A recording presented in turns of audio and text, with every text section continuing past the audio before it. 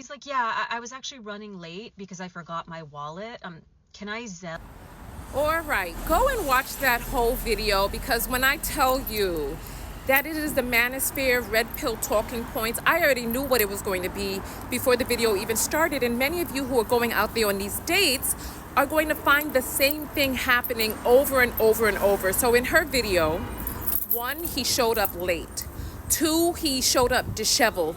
3, he pretended as if he didn't have his wallet. These men are in groups with one another, telling each other the tactics to try to make you prove that you a good one, or that you a good girl, or that you this or you're that. And she talks about this male loneliness epidemic. And the crazy part about it is that these men, they're setting themselves up so that they have no options or alternative but to be with one another. The whole thing is ridiculous. Let me tell you, because that's how it happens. And they're telling them how to do. Usually, listen, they done up the ante, because they were saying that to do this test on the second or third date. Now they're doing it on the first damn date. And they are using this to surmise that you just wasn't a down A chick because you didn't allow him to not have to pay. And so they're trying to act like this is some sort of, I can't even think of it. This is a test for you, instead of him coming forward. So listen, throughout the ages and in all species of the animal kingdom, it is the male who comes forward to show his feathers, show his flowers, to put forth the food before the house that he's made, if they're a little bird, etc. In all species of the animal kingdom, the male is the one who has to prove himself to be able to have access to furthering his genes. But you see, and I talked about this in a video earlier today, because for thousands of years, we have had men create this inflated sense of, so listen, it's an artificial sense of their worth. So they manufactured societies that are filled with violence, upward mobility outside of hunter-gatherer societies, etc. So that now we have industrialization, we have kingships, we have the areas unsafe for women and girls to traverse, unsafe because of men. And this is part of the reason that they want to make our societies unsafe again, because they know that that was the advantage that they had in prehistoric times. So now we got Second Amendment rights in the U.S. We have governing bodies that, by and large, are supposed to support fairness, so women are not as afraid as they once were. So now, remember how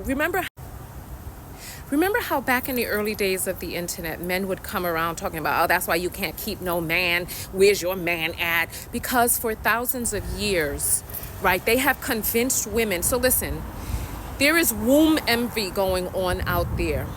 They know that inherent in our being is the womb that carries life. That without this womb, that we cannot continue the species. The egg has more DNA matter, it has more genetic coding, it has all of that, right? They know that they have the fertilizer, and we know. So listen, back in the days when they used to go to other societies warring, they would just, the men, and they would capture the women and the children.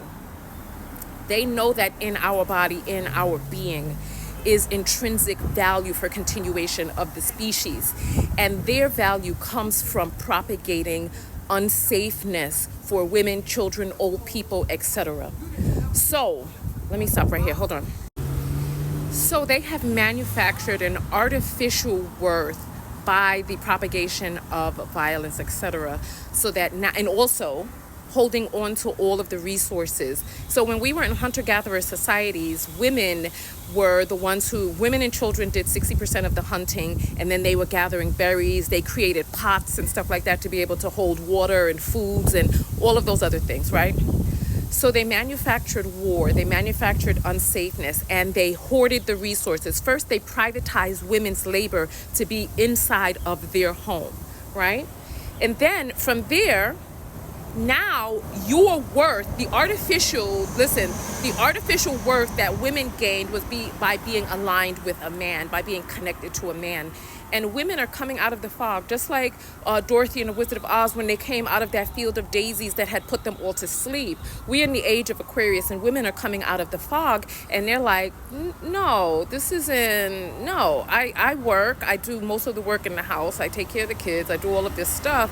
So why am I putting up with a person who is now adding additional labor and tasks for me to have to do in this home, rather than just either foregoing? Listen, by 2029, what is it? Forbes says that 45% of women are going to be single and child free. They're opting out. And these men, instead of trying to create some way that they can have value as a partner, so that the value can be in partnership, rather than doing that, they're trying to cling on to ways for you to try to showcase or prove your value. Meanwhile, you are the womb holder. You are the keeper of the womb. And they want you to try to prove your value. You are born with inherent worth. You don't have, listen, just by mere being a keeper of the womb, you are born with the genetic coding, with the vessel by which all human life, the portal by which all human life passes through. And they know deep in their hearts that there's this insecurity that exists inside of them, where they're like, oh man, is she gonna figure out that she could do all of this by herself? So I think even some of them are convinced in their minds, because they have to believe the lie. Listen, now you see them on the internet talking about, oh, we built this society, we made all these inventions, but slowly but surely, people are coming out with the real, how women had made these inventions and men put their name on it, much like the enslaved Africans who were trafficked into this country, the inventions that they made. Remember, history is written by the people who write it, and they write their story. They write his story. Nonetheless, tell me what it is that you think. What is it that you've been seeing out there? I am Tanya TKO. For those of you who are new to my channel, I am a self-love specialist. And in loving yourself, listen, many of us are just, in choosing self-love, we're not putting up with this effery. Like, I just don't get what they're clinging to. I honestly don't. Rather than them actually creating some value and some real worth in a family, they're clinging on with this nonsense. But anyway, let me get out of here. Tanya TKO, and I'm out. Peace.